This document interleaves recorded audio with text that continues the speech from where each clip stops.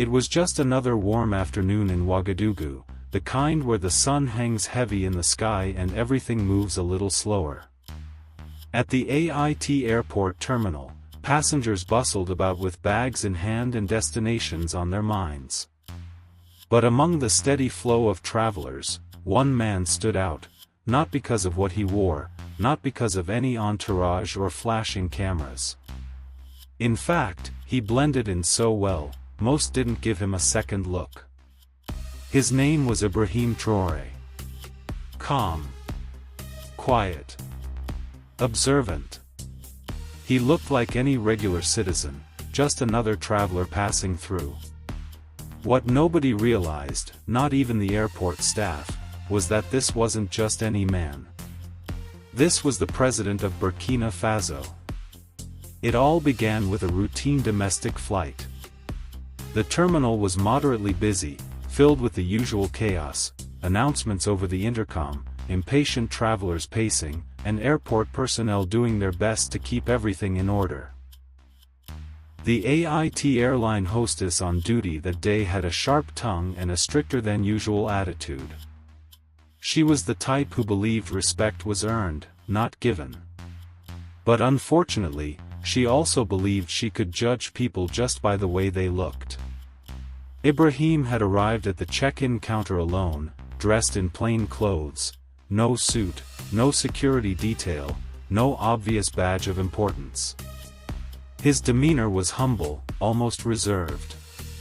He spoke with quiet confidence, but it was clear he wasn't demanding special treatment. He simply handed over his ID, asked about his flight, and waited. The hostess barely looked up. She scoffed, glanced at his ID for a moment too long, then gave a short, dismissive laugh. "You? Business class," she said, raising an eyebrow like it was a joke. "That's not for you." For a moment, Ibrahim said nothing. He just looked at her, not with anger, but with a kind of tired understanding. This wasn't new to him. He had grown up among the people, lived like them, walked the same streets. Disrespect wasn't unfamiliar. But in that moment, the hostess didn't just ignore protocol, she stripped a man of his dignity without knowing who he really was. Still, Ibrahim didn't raise his voice. He didn't argue. He stepped aside, choosing silence over confrontation. That silence, however, didn't go unnoticed. A nearby officer, unaware of who Ibrahim was, chuckled softly and whispered something to a colleague. "Maybe he thinks dressing up in old military gear gives him status," one of them muttered, nodding toward Ibrahim's neatly pressed but simple outfit, a nod perhaps to his military background. They didn't realize they were talking about the youngest head of state on the African continent, a man who had stepped into leadership not out of ambition, but out of duty when his people needed change. Inside, something began to stir. A growing tension. Not because Ibrahim was offended, but because the truth was about to unravel in the most unexpected way. While he waited silently at a nearby bench, a small boy walked past, holding his father's hand. The boy's eyes widened when he saw Ibrahim. He tugged at his father's arm, whispering excitedly, "Papa, c'est le President." The father froze, turned, and looked closer. His eyes went wide. In a heartbeat, he knew. And the quiet buzz of realization started to ripple. Suddenly, the father approached cautiously, then respectfully greeted Ibrahim with a quiet, "Monsieur le Président." The words hung in the air like a lightning strike. A few passengers turned. One woman gasped. Another dropped her phone. The hostess, still at the counter, was now visibly confused. She looked over at the growing circle forming around the man she had just disrespected. Then someone showed her a photo on their phone. Her face changed.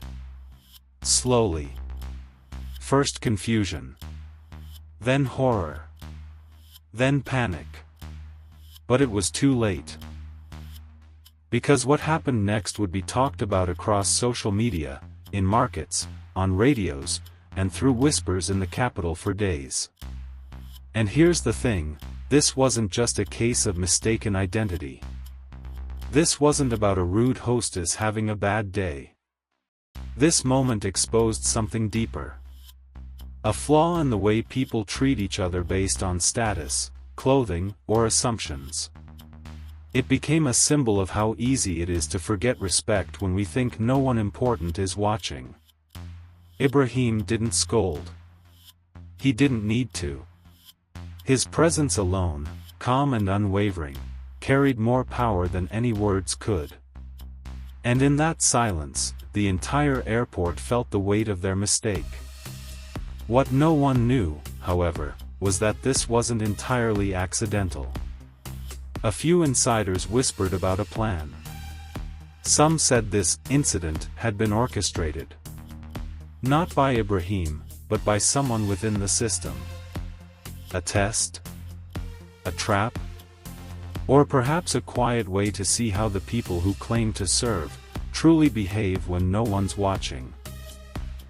Some speculated that the AIT hostess wasn't just being rude, she was following instructions. That her disrespect had been quietly encouraged by higher-ups who didn't know the full picture either. The deeper you look, the more questions rise. Why was the president flying without announcement? Why was there no official protocol? Who stood to gain from humiliating him in public? As whispers turned into theories, people began digging. Rumors spread about a power play within the administration. Names started to emerge. One official who had been critical of Ibrahim's leadership. Another who had ties to foreign interests. Suddenly, the scene at the airport didn't feel like a mistake anymore, it felt like a message. But the real twist? Ibrahim Traoré had known from the beginning. He knew how they would react. He had seen it before. And maybe, just maybe, he allowed it to happen, not for revenge, but as a mirror. A way to show his country what still needed to change. The question now is, who really failed that day? Was it the hostess, blinded by assumptions? The officers, chuckling from the sidelines? Or the hidden hands behind the scenes, trying to pull strings in the dark? As the truth begins to surface, one thing is clear, that day at the airport was only the beginning. And what happens next, will shock everyone. Want to know what Ibrahim did after the truth came out? What he said, or didn't say, to the people who disrespected him? The silence after the truth came out was almost louder than the noise before it.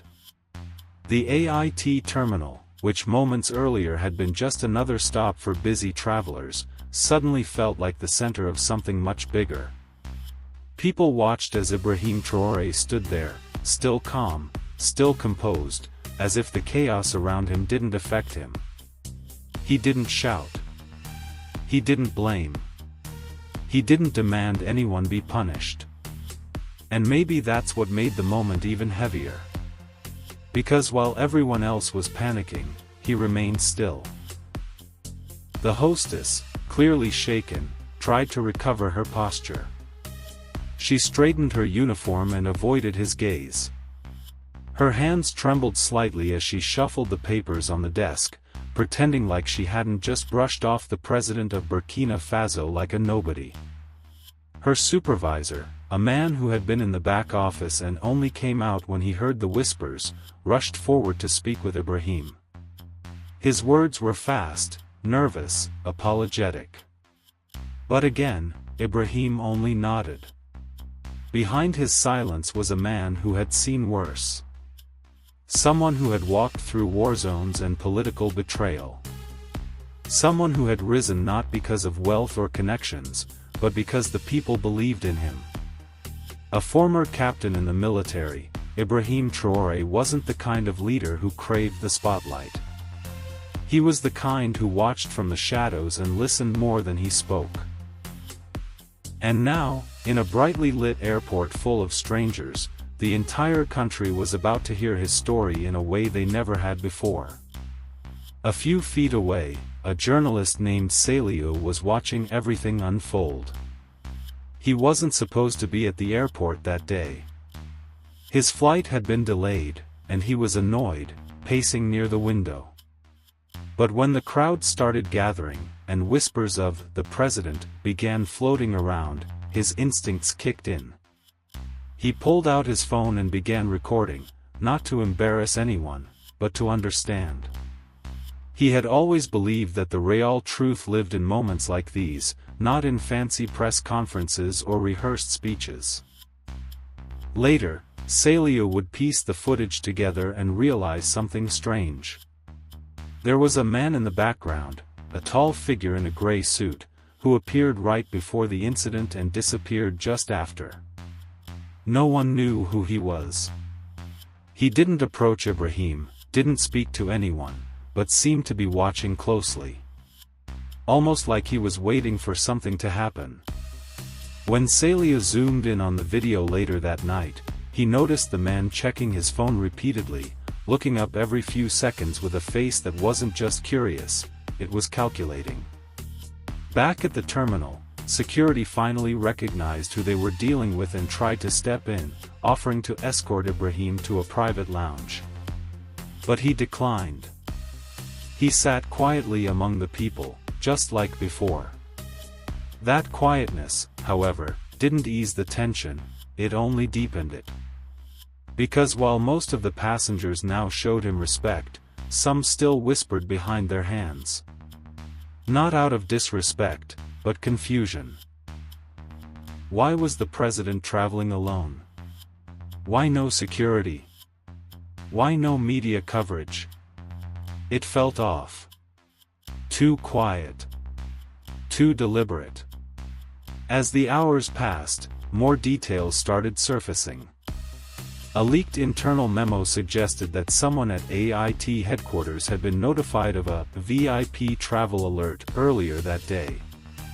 The document didn't name Ibrahim directly, but it warned staff to expect an evaluation scenario. It was written in vague, corporate language, but the message was there: someone knew something was coming.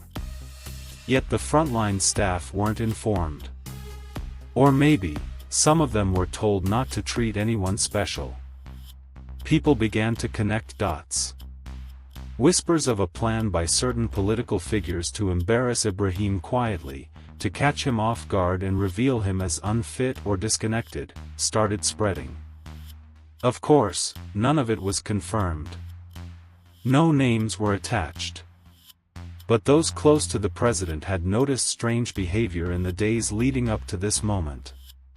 Missed meetings. Disrupted communications. Delayed schedules. Someone was trying to throw things off balance. And the more you looked into it, the more suspicious it became. AIT, being one of the largest national carriers, had long been criticized for its ties to certain business elites, people who weren't too pleased with Ibrahim's bold reforms. Since stepping into power, he had taken on corruption head-on. He had removed figures who were once untouchable. He spoke about sovereignty, about taking back control of national resources, about putting the people first.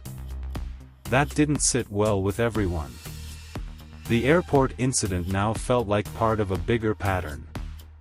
Not just a disrespectful moment, but a test.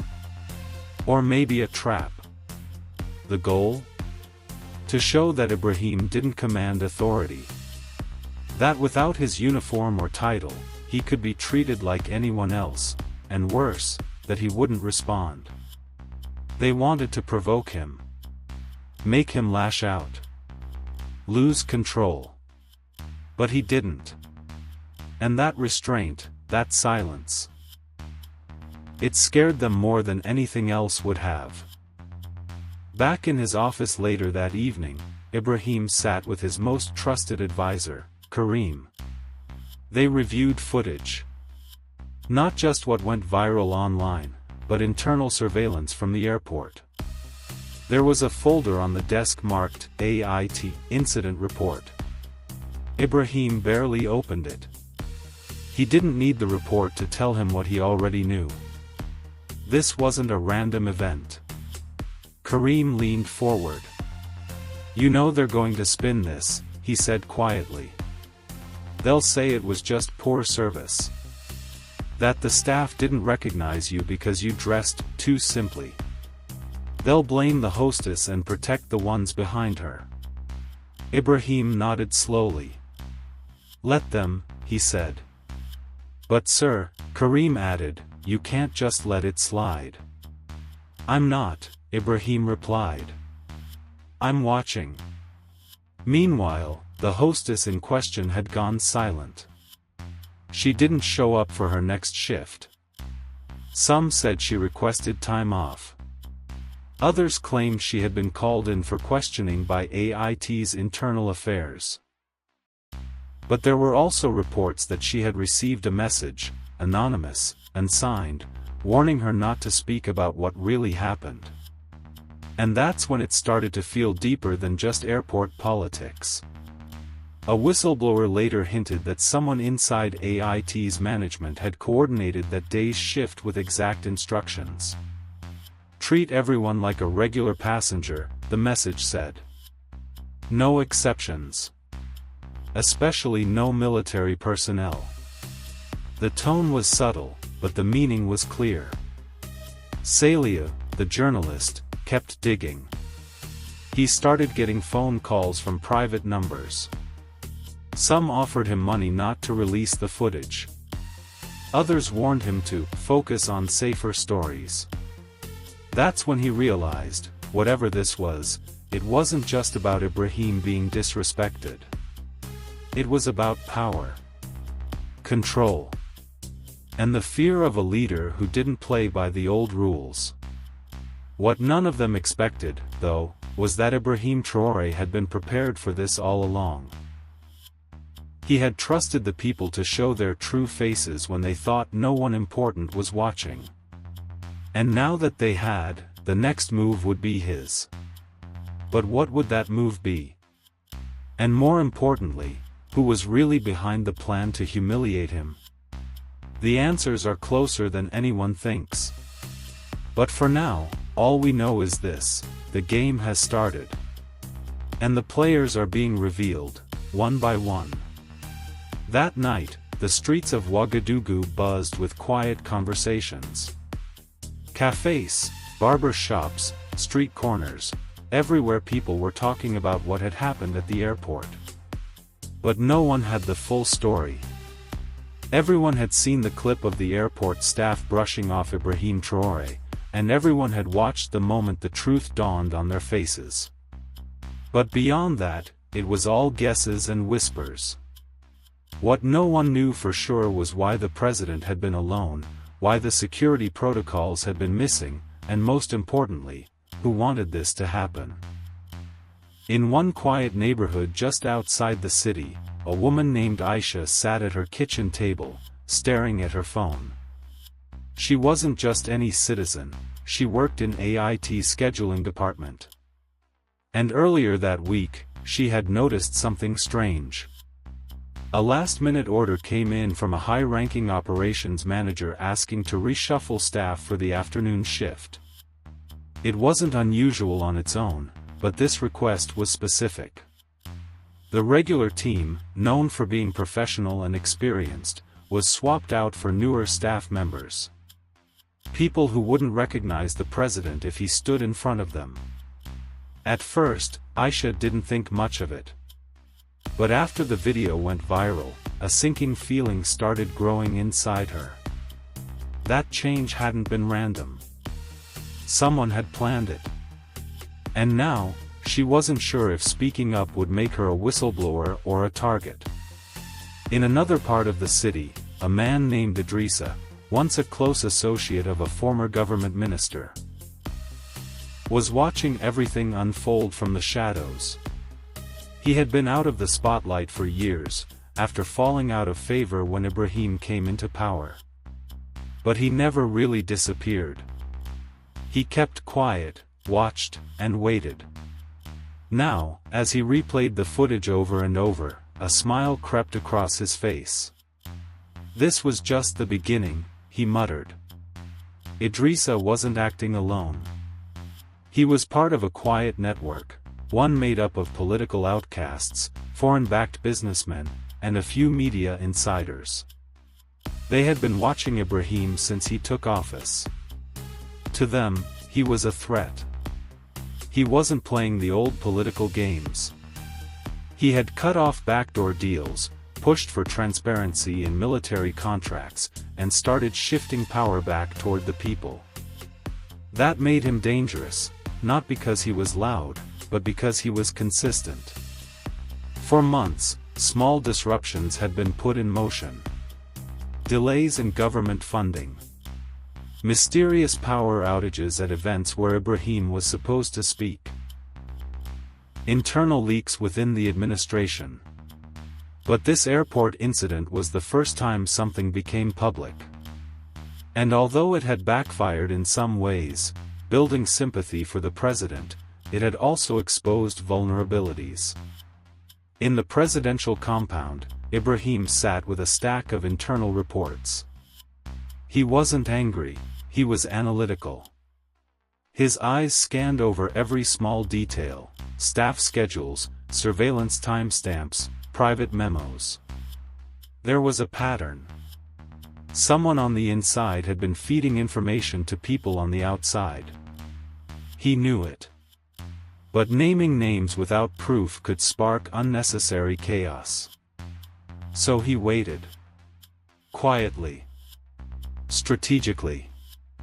Meanwhile, Karim, his advisor, was on the phone with a contact from the National Intelligence Bureau. They were pulling communications data from the airport servers. One flagged email stood out. It had been deleted shortly after the incident, but a trace remained.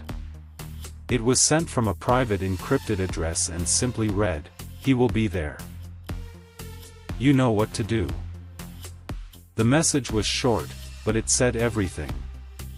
Someone knew Ibrahim would be traveling, knew he would be alone, and made sure the moment didn't go unnoticed. It wasn't about violence. It was about humiliation. While the investigation unfolded in silence, the media began picking sides. State channels tried to downplay the incident. Miscommunication, they called it. An unfortunate mistake. But independent reporters weren't buying it. Celia, the journalist who had been at the terminal, started digging deeper. He met with insiders, blurred their faces, protected their identities, and began connecting dots. What he uncovered was troubling. A small group within AIT's management had received financial bonuses just days before the incident. Nothing massive, but enough to raise eyebrows. On paper, they were labeled as performance incentives. But the timing didn't add up. Celia traced the bonuses to a private investment fund with ties to a foreign mining company. One that had recently lost several contracts due to Ibrahim's national reform policies. It looked like more than coincidence. Back at AIT headquarters, the atmosphere was tense. Whispers of internal audits, suspensions, and even possible arrests began to float around. Some employees were scared. Others were defensive. And some, like the hostess from the terminal, just wanted to disappear. She hadn't returned to work. Her friend said she was staying with family outside the city. No one could reach her. And that raised another question: was she hiding out of fear? Or had someone told her to keep quiet? Ibrahim's political opponents didn't speak publicly about the incident, but in private meetings, they were restless. Some feared it had gone too far. Others believed it hadn't gone far enough. They debated strategies, whispered about replacement plans, and tried to anticipate Ibrahim's next move. But they were missing one thing: he was already several steps ahead. In private, Ibrahim began setting up quiet meetings with trusted allies. Not the usual ministers or generals, but regional leaders, youth representatives, and independent legal advisors. He wanted to gauge the public's temperature from voices that weren't filtered by bureaucracy. And what he heard was clear: the people respected him more now than ever. Not because he was a victim, but because he didn't flinch when tested. But even with that support, the threat was far from over. In fact, it was just evolving. A new name started circulating in political circles, someone not previously on Ibrahim's radar. A media mogul with deep ties to international business and a subtle hand in domestic politics. He owned several online platforms that suddenly began running opinion pieces criticizing Ibrahim's leadership style, framing him as too quiet, too mysterious, and out of touch. The timing, again, felt too perfect to be random. As tensions rose, protests began to stir, not against Ibrahim, but in his defense. Small gatherings turned into marches. People held signs reading "Respect starts with truth." Young people shared clips of the airport scene, using hashtags like #StandWithIbrahim and #RealLeadership. But in the background, unseen forces were pushing back, trying to spark confusion, twist narratives, and divide public opinion. Ibrahim knew that if he struck too hard, too soon, he could cause instability. But if he waited too long, those working against him would grow bolder. So he chose a third path, one that no one expected. He stayed silent. But behind that silence, a storm was building. The airport incident may have been the spark, but the fire it lit was spreading fast. And now, everyone was watching. Waiting for what would happen next. Because whatever came, it wouldn't be quiet. It would change everything. Rain fell lightly over Ouagadougou that evening, the kind of drizzle that seemed to match the city's mood: quiet, tense, waiting. Inside the presidential compound, the lights were still on. Ibrahim Traoré stood alone near the tall windows of his private office, watching the water hit the glass. Behind him, the quiet hum of muted television broadcasts filled the room. News anchors were speculating, experts were debating, and clips of the AIT incident were still running across every platform. But none of them truly knew what was about to unfold. For days, Ibrahim had kept his silence. No press conferences. No statements. Just calm observation. But behind that silence, his team was working around the clock. Karim had been tracing call logs, financial transfers, and encrypted messages. Everything pointed to one thing: this wasn't just an attempt to embarrass the president. It was a coordinated effort. Carefully planned. Executed with precision. And now, the pieces were beginning to show their full shape. In the northern region of the country, a regional official named Yusuf had uncovered a list, handwritten notes in the back of a ledger at a provincial office. The paper looked old, but the handwriting was recent. Next to a few names were codes, initials that matched figures within AIT, several in media, and even one from the president's own staff. Yusuf took a photo and sent it to Karim without delay. The discovery was small, but it confirmed what they feared: there was a web, and someone had been weaving it from both inside and outside. Meanwhile, Salih, the journalist, was being followed. He noticed it first at a roadside cafe. A man in a green cap, sitting a little too close, not touching his drink. Then again at the market, someone pretending to browse fruit, always near, never speaking. Saliu didn't panic. He changed routes. Stopped using his main phone. He had just received a flash drive from an anonymous source, containing clips of a closed-door meeting between senior AIT executives and a foreign consultant. The conversation was grainy, but clear enough. The words, "Deliver the message without fingerprints," echoed in his ears. What message? And who exactly was delivering it? Back in the capital, whispers reached Ibrahim's ears about a potential leak from within the intelligence unit. Someone had tipped off outside parties about the president's unplanned airport visit that day. The leak wasn't just casual, it was deliberate. The question was why? What did they hope to gain by setting him up for public embarrassment? The answer became clearer when another piece of information surfaced. One of the men involved in the airport shift change order had been paid in cryptocurrency, sent through an offshore wallet tied to an investment firm operating in Burkina Faso's mining sector. That firm had been under scrutiny ever since Ibrahim launched new transparency policies around natural resource deals. They had lost millions in projected revenue. And now, it seemed, they wanted revenge. But revenge alone didn't explain everything. There was more. Deeper. Karim uncovered a conversation buried in an encrypted chat forum used by political operatives and anonymous strategists. The chat didn't mention names, but it spoke of resetting the power narrative, of removing the mask of simplicity, and exposing the illusion of humility.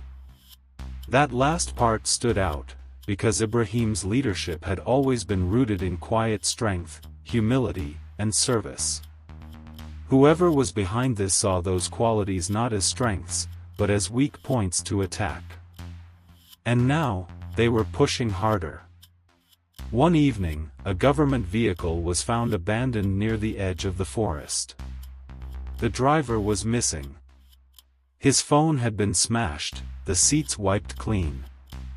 He had last been seen leaving a meeting with two political figures who had publicly supported the airport narrative as a misunderstanding. The message was clear: people who knew too much were now in danger. Inside the compound, Ibrahim gathered his inner circle for a late-night meeting. No staff. No recording devices. Just a circle of people he trusted with everything. They spoke in low tones. Plans were reviewed. A strategy was mapped out. It wasn't time to strike yet, but the moment was close. "We don't speak out of anger," Ibrahim said, his voice calm. "We move with purpose." Across town, the mysterious man in the gray suit, the one spotted during the airport incident, was seen again. This time, entering a private compound owned by one of the wealthiest businessmen in the country. Surveillance teams caught the footage, but they had no name to match the face. He was still a ghost, moving between players, never leaving a trail. As all of this unfolded, the public grew restless. The silence from the president was no longer just viewed as patience. Now, it felt like something more calculated. Like he was waiting for the perfect moment. People speculated that a crackdown was coming. Others believed he would go public with shocking evidence. But no one knew for sure. That uncertainty made his aim. Even in the military, conversations were shifting. Soldiers and officers respected Ibrahim not just as a commander but as a man who didn't flinch when pushed. In a closed briefing at a secure base, commanders reviewed security protocol, anticipating possible unrest. Something was building. The signs were there. Small protests had turned into organized marches. Opposing voices were calling for a national dialogue, a familiar tactic used in the past to stall reforms. But this time, the people weren't buying it. And then, just before midnight one night, a secure server registered unauthorized access. Someone had tried to wipe internal communications linked to the AIT board members. The attempt failed, but it showed desperation. Whoever was behind this knew the net was tightening. They were running out of time. Out of space. Out of moves. In a dimly lit apartment not far from the city center, Aisha sat alone, staring at the document she had printed days ago. The original schedule swap order. She hadn't turned it in yet. Part of her was afraid. But part of her knew the truth had to come out. She picked up her phone, took one breath, and dialed the number Karim had given her. Back at the compound, Ibrahim received the call. "She's ready," Karim said. Ibrahim nodded slowly. Everything was in motion. The players were exposed. The patterns were clear. The attacks had only made him stronger. And now, the moment of truth was drawing near. The quiet storm was about to break. But not just yet. As the city slept under a curtain of silence, a second call came in, this time not to Karim, but directly to Ibrahim's encrypted line. The voice on the other end was one he hadn't heard in over a year. It belonged to Colonel Diallo, a former military intelligence officer who had resigned abruptly after clashing with senior officials. His name had quietly disappeared from public conversation, and most assumed he had left the country. But now, his voice cut through the line with urgency. "Ibrahim, we have a bigger problem than you think," Diallo said. "It's not just the airport. This was a dry run." There was a pause. Ibrahim's grip on the phone tightened. A dry run for what? Diallo didn't hesitate. "They're testing how far they can go without being stopped. The real move is coming within days. It won't be public, it'll be surgical. They're aiming to destabilize your entire chain of command. Quietly replace your closest allies. Discredit you without needing to remove you. Make the public believe you've lost control." The line crackled for a moment, but the weight of the message was clear. This wasn't just about foreign influence, political opposition, or embarrassing moments in public. It was a calculated erosion from within. And it had already begun.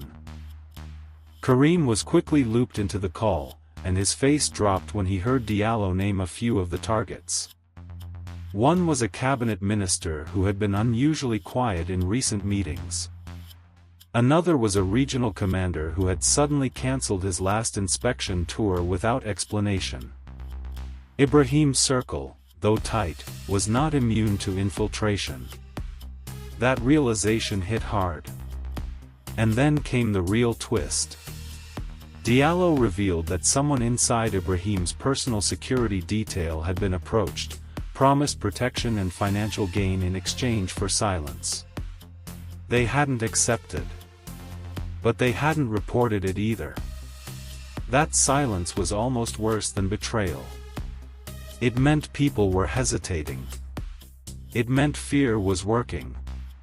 Back at AIT headquarters, the board had gone into lockdown mode. 2 key executives had left the country that morning on separate flights, one to Casablanca, the other to Paris. Their departure was sudden and unannounced, and internal logs showed they had wiped their devices before leaving. But customs data revealed they took nothing with them, no laptops, no documents. They weren't fleeing with evidence. They had already passed it on. Karim dispatched agents to follow the digital trail. One of the last flagged communications from AIT's server was a video clip, footage from a closed-door security meeting held weeks before the airport incident. In it, Ibrahim could be seen speaking candidly about reform, referencing sensitive issues in national defense contracts. The clip had been edited, chopped down, and stripped of context. Someone was preparing to release it, twisted to make it appear as though the president had overstepped boundaries or revealed confidential strategies. Meanwhile, online platforms began receiving anonymous tips. Articles and opinion pieces suddenly popped up, all timed within hours of each other. The language was coordinated. Is President Traoré losing his grip? Unanswered questions in the Ibrahim airport fiasco, and, from soldier to symbol, has Ibrahim forgotten the people? These weren't random. They were part of a deliberate narrative shift. One designed to soften public trust, not break it instantly, but slowly chip away at it. At the same time, Celia, the journalist, received a package delivered by an unknown courier. Inside was a simple USB stick and a typed note, "You've seen the surface. Look deeper." When he plugged it in, his screen filled with a list: names, dates, transfers, meeting locations. And one name shocked him to the core, a media personality who had publicly supported Ibrahim for months but had secretly attended strategy meetings with those plotting his political fall. The betrayal was deeper than anyone imagined. And now, the final piece fell into place. Through an intercepted transmission, Ibrahim's team learned of a high-level meeting scheduled to take place in a remote villa just outside the capital. It would bring together former politicians, shadowy business figures, and at least one current government insider. The agenda was clear: finalize plans for the narrative takedown. It wouldn't be a coup in the traditional sense. No uniforms. No tanks. But it would be something just as dangerous: a complete rewiring of public perception, and a takeover of national decision-making under the guise of restoring stability. Ibrahim didn't react with panic. Instead, he stood quietly in his office, the rain still tapping against the windows. He turned to Karim. "Let them gather," he said. "Let them think they're in control." Karim nodded slowly. "What do we do in the meantime?" Ibrahim's eyes narrowed. "We watch. And we prepare the people. If they want a war of perception, we'll give them truth." But the stakes had just climbed even higher. Now it wasn't just about Ibrahim's image or an airport mistake. It was about the future of leadership in Burkina Faso. It was about what kind of country would emerge on the other side of this storm. And for the first time, Ibrahim understood that his greatest threat wasn't a bullet or a headline. It was betrayal wrapped in loyalty. And it was already inside the walls. The night air was unusually still. The villa on the outskirts of Ouagadougou sat behind high walls and a thick curtain of trees, lit only by discreet outdoor lamps. Inside, the men and women gathered weren't celebrating, but there was an energy in the room, a belief that their long, quiet plan was finally taking shape. They spoke in coded phrases and careful tones, sipping drinks and flipping through files that detail timelines, influence campaigns, and next steps. One man at the center leaned back, confident, tapping his fingers against a tablet screen that displayed a pre-scheduled broadcast set to go live across multiple networks. In less than 1 hour, the public would see the edited footage, carefully clipped and weaponized, showing President Ibrahim Traoré in what would appear to be an untrustworthy light. But what no one in that room realized was that the compound had already been compromised. Across the city, Ibrahim stood before a camera in a secure studio. No official backdrop, no flags.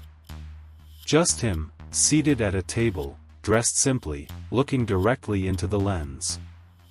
This wasn't a planned address, but a last-minute decision. One made with clarity after reviewing everything that had surfaced. With calm conviction, he began to speak. He didn't mention the airport incident directly. Instead, he spoke of the challenges of leadership, the pressures of reform, and the invisible lines drawn by those who fear change. Then he shifted. Slowly, deliberately, he revealed what his team had discovered. Not all the details, just enough to open the door.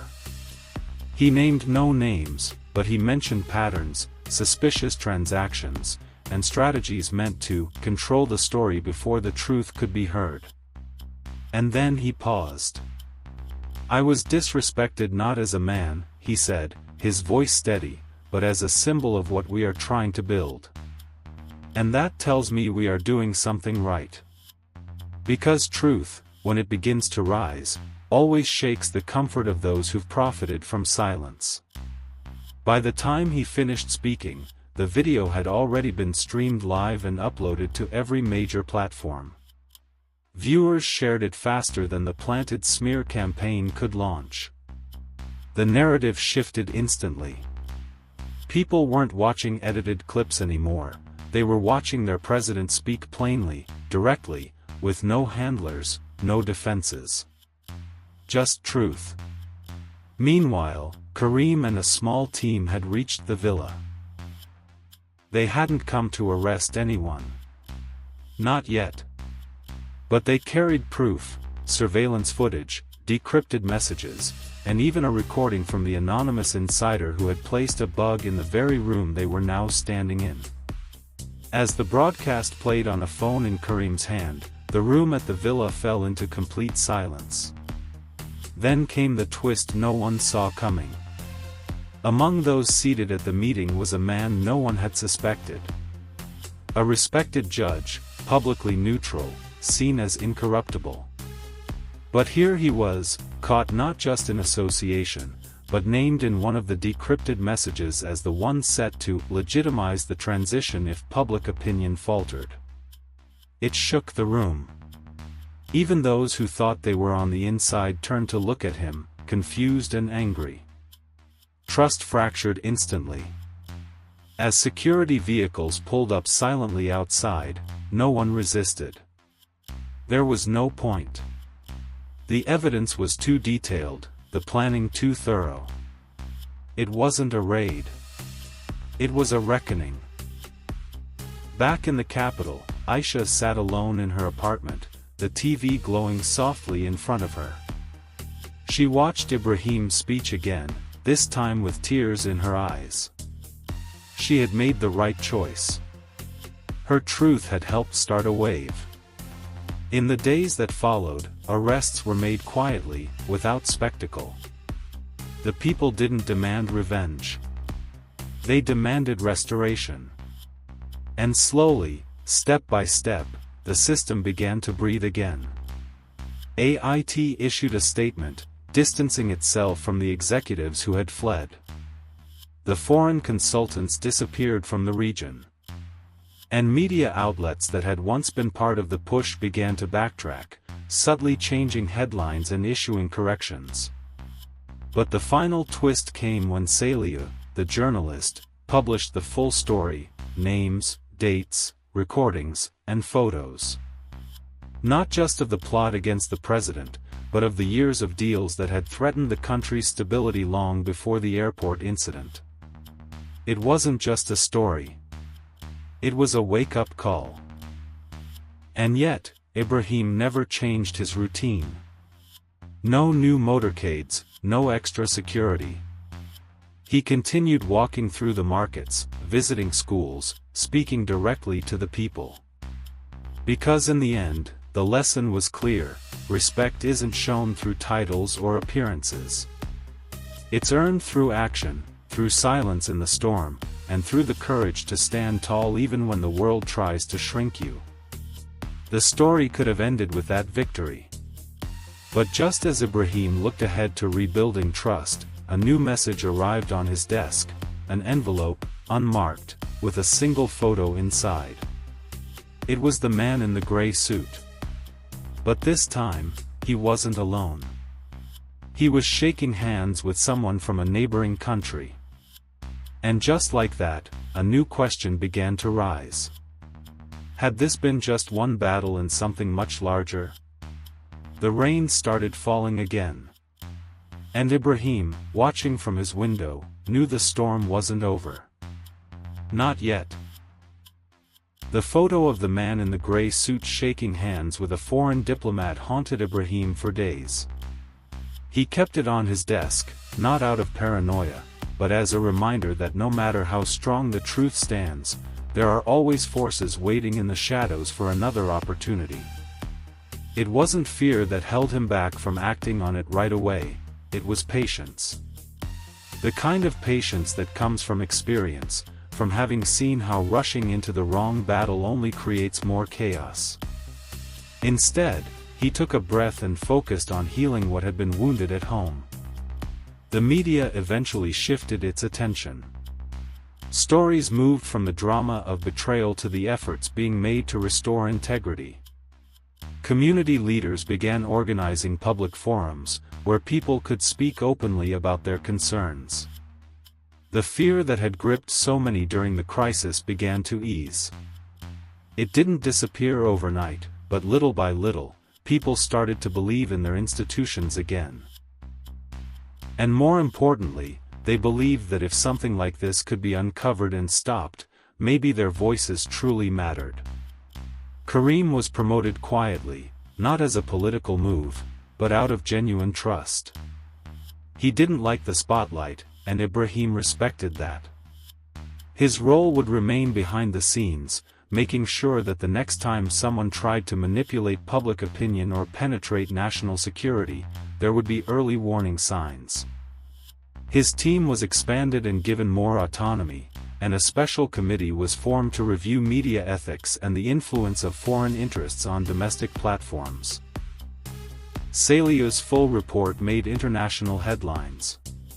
For days, it was discussed in African and global political circles. But what stood out most was his conclusion. In it, he wrote not about corruption or conspiracy, but about the danger of forgetting that those in power are still human beings.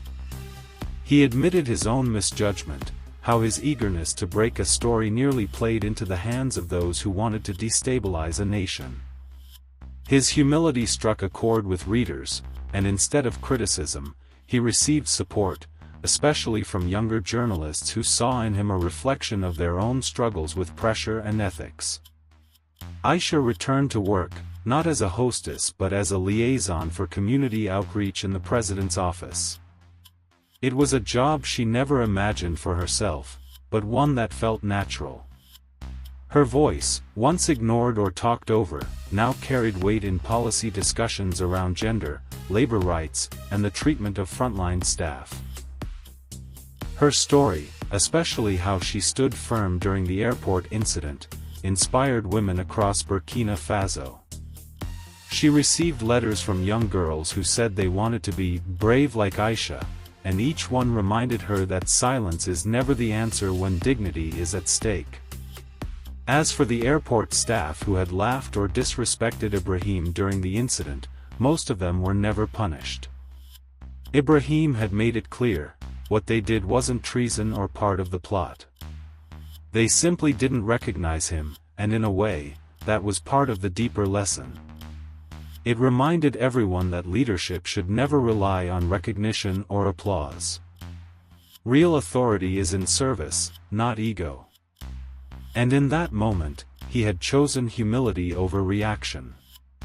That choice spoke louder than any title ever could. Weeks later, Ibrahim finally called a private meeting with his regional partners, including the diplomat who had appeared in the photo with the gray-suited man. The meeting wasn't hostile. It was diplomatic, honest, and direct. Ibrahim laid out what had happened, what had almost unfolded, and what evidence they had. The diplomat, caught off guard, responded with calm concern and expressed his government's interest in conducting its own internal review. Whether that would lead anywhere remained to be seen, but the message was delivered. Burkina Faso would no longer tolerate quiet interference dressed as support. The biggest change came not in politics, but in perception. The people began to see governance not as something distant and rigid, but as something they had the right to question, shape, and defend. Civil society became more active. Youth-led organizations started workshops on critical thinking, online misinformation, and community resilience. What began as a plot to weaken faith in leadership ended up strengthening the democratic spirit. It didn't fix every issue, but it created something harder to dismantle: awareness. One evening, long after the dust had settled, Ibrahim visited the airport again. This time there was no crowd, no incident, no confusion. He walked through the terminal quietly, nodding to staff, some of whom now recognized him and greeted him warmly. Others still didn't notice him. And that was fine. He smiled to himself, remembering how it all started with a moment of disrespect that was never really about him personally. It was about how easily appearances can mislead, and how quickly people forget the weight of their words.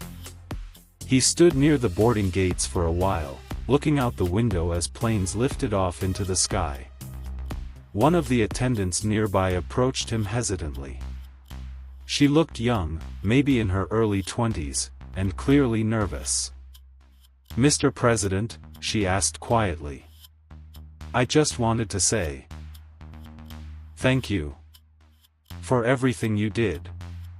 Ibrahim turned to her, smiled gently, and replied, "Thank you for staying curious. That's how we build stronger ground under our feet." And with that, he walked away, not as a man who had survived a plot, but as a leader who had chosen to rise above it. The photo of the handshake with the man in the gray suit was eventually filed away. Not ignored, but no longer the center of attention. It would be addressed if needed. But for now, the focus was on building, on healing, and on never again letting doubt grow unchecked in silence. And that's how a moment of disrespect, a simple misunderstanding at an airport, unraveled something much bigger, and ended up reminding an entire country what true leadership looks like. It reminded the world that even in the quietest disrespect, there's a chance to rise with dignity. And sometimes, that's more powerful than anything else.